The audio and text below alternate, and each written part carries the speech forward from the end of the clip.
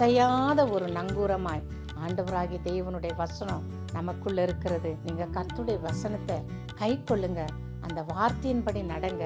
தேவன் உங்களை ஒருபோதும் கைவிட மாட்டார்.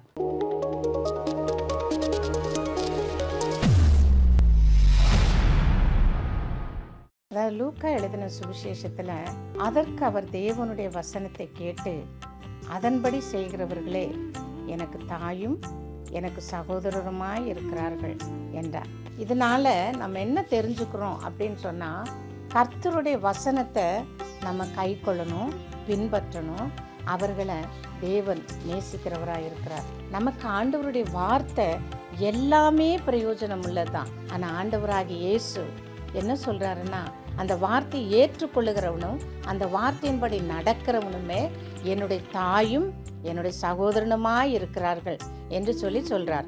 ஏசப்பா உலக பிரகாரமான குடும்பத்தை காட்டிலும், தன்னுடைய 12 சீஷர்களை காட்டிலும் அவர் யாருக்கு முக்கியத்துவம் கொடுக்கிறார் தெரியுமா?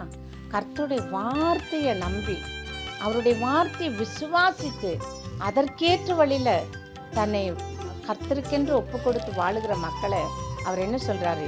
என்னுடைய தாயும் என்னுடைய சகோதரர்களுமாய் இருக்கிறார்கள் என்று சொல்லி ஆண்டவர் சொல்றார். நம்ம அநேக சமயங்களில் கர்த்தருடைய வசனத்தை நம்ம மறந்துடுறோம். மறந்துட்டு நம்ம என்ன செய்யறோம்? ஆண்டவர் ஏதாவது ஒரு ஆறுதலான வசனம் சொல்லி இருக்கிறத அதை எடுத்துக்கிட்டு நம்ம நடக்கக்கூடாது. கர்த்தருடைய வசனம் ஆமென்றும் ஆமேன் என்றும் இருக்கிறது. அந்த வசனத்தை நம்ம கை கொண்டு அதன்படி நடக்கணும். நீங்க வேதத்தை வாசிக்கும் போது நம்ம வாழ்க்கையில எப்படி நடக்கணும் அப்படிங்கிறதெல்லாம் ஆண்டவர் ரொம்ப அழகா தெளிவா ஆண்டவர் சொல்லியிருக்கிறார்.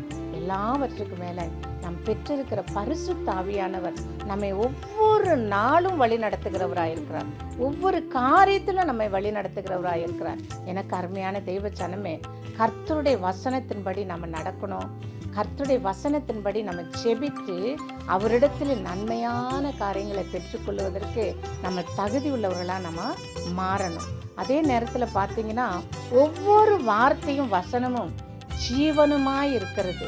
நம்முடைய வாழ்க்கையில வசனத்தை நம்ம பின்பற்றும் போது நம்ம கற்பாறையின் மேல் கட்டப்பட்ட வீட்டை போல என்றென்றைக்கும் ஆசீர்வதிக்கப்பட்டவர்களாக இருப்போம். அவருடைய வசனம் அவ்வளவு உயிரும் ஜீவனும் உள்ளது.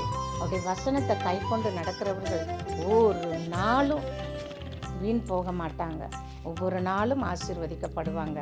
அவர்கள் வேதம் சொல்லுவது போல கற்பாறையின் மேல் கட்டப்பட்ட ஒரு வீட்டை போல அசையாத ஒரு நங்கூரமாய் ஆண்டவராகிய தேவனுடைய வசனம் நமக்குள்ள இருக்கிறது.